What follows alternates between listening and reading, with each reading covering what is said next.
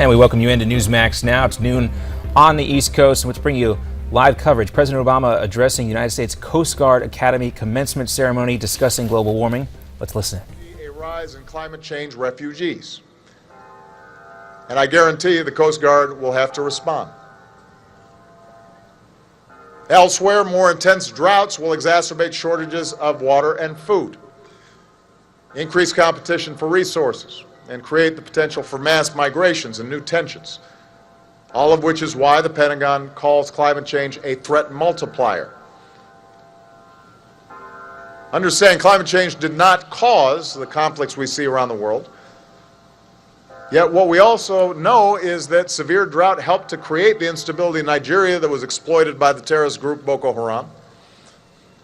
It's now believed that drought and crop failures and high food prices helped fuel the early unrest in Syria, which descended into civil war in the heart of the Middle East.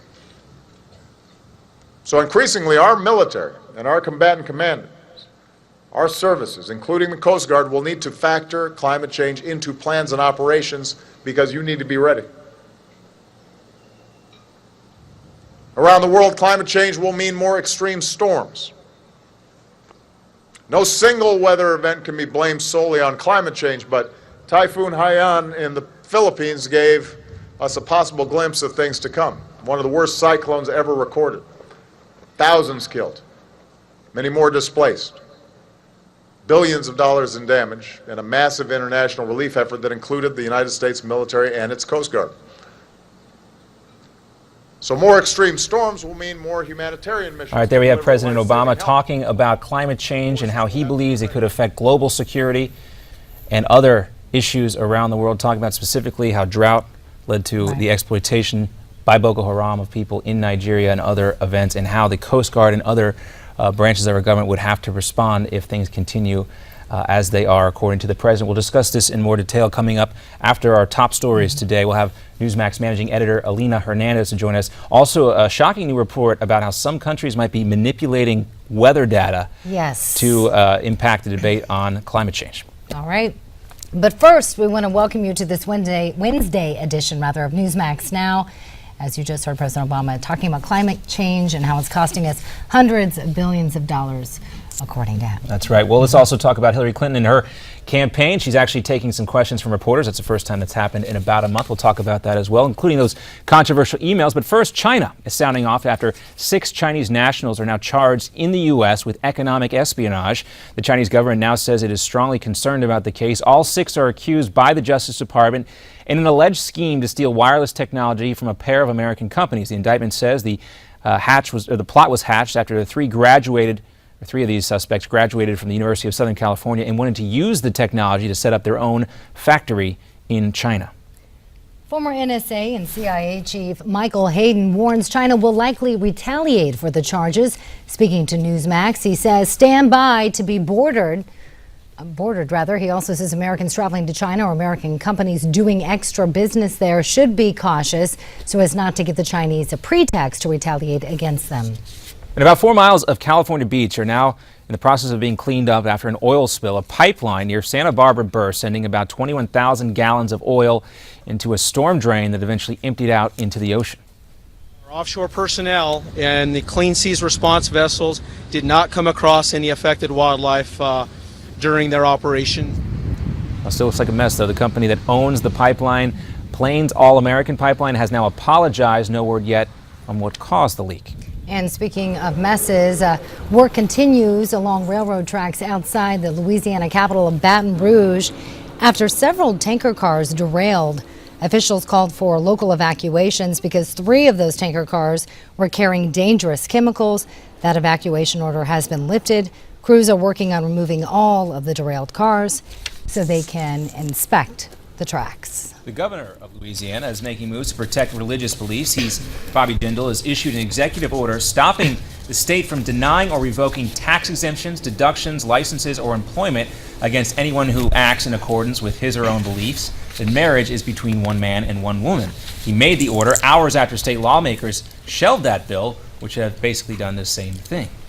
Well, as John mentioned, for the first time in weeks, Hillary Clinton takes questions from reporters.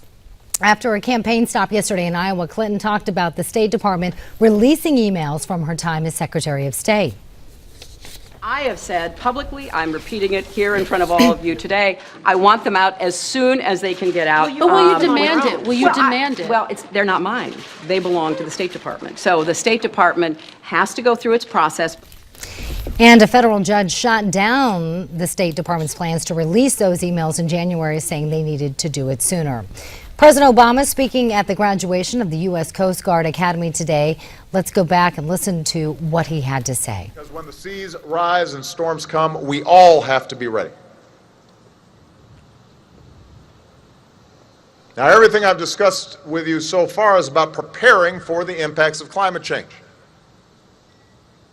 But we need to be honest. Such preparation and adaptation alone will not be enough. As men and women in uniform, you know that it can be just as important, if not more important, to prevent threats before they can cause catastrophic harm. And the only way the world is going to prevent the worst effects of climate change is to slow down the warming of the planet.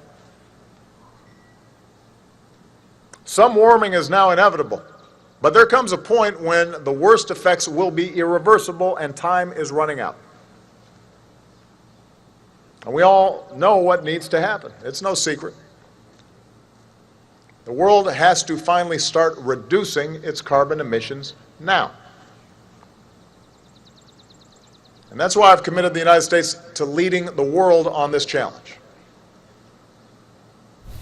Over the past 6 years, we've done more than ever to reduce harmful emissions.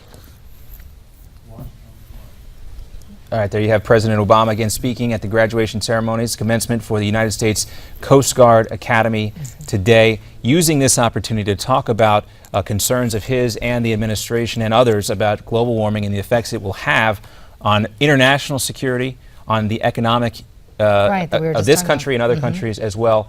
And also, we hear this today. Meantime, a story is grabbing a lot of attention right now on Newsmax.com. 3 foreign countries may be changing their historical weather data to show warming trends, that according to a scientist in the field, a guy named Dr. H. Sterling Burnett of the Heartland Institute, claims in a story that Australia, Paraguay, and Switzerland have altered their data in an effort to prove that global warming is real. We're going to have Alina Hernandez joining us now to talk about the president's speech today and also about this article. Alina, we weren't really surprised. We knew the president was going to issue this, but were you a little surprised about the venue he's choosing to make this such an issue today? This is an issue that he has been talking about for some time, and he's done it in other places that seem more of a political kind of locations. But I definitely think that this is something that's close to his heart. It's timely, and it was expected, I think. Why is there so much waffling going on here on this subject between people that believe in global change, people believe it's not happening? What do you think is causing all this?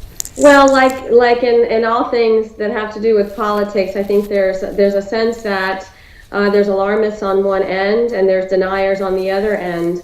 This particular story that's trending really well on our site today involves 3 countries that may have been changing the figures. Now, the scientists say, well, this is all accepted practice, but basically it trends to show heating of the Earth's surface.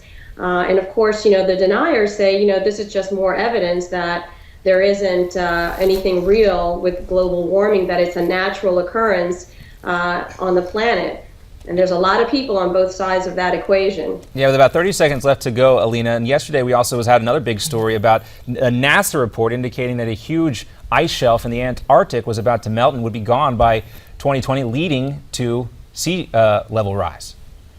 Yeah, sea level rise has been something that is that concerns the administration. I mean, there's discussions about portions of certainly Florida and California potentially disappearing, but it's all quite frightening. Although we don't see any real evidence that that's going to happen in our lifetime. Yeah. All right. Well, for more on this, the president's speech, stay tuned to Newsmax TV and also go to Newsmax.com for those 2 articles Alina just mentioned. Alina Hernandez, managing editor of Newsmax.com. Thanks for being with us. We're back with more after this.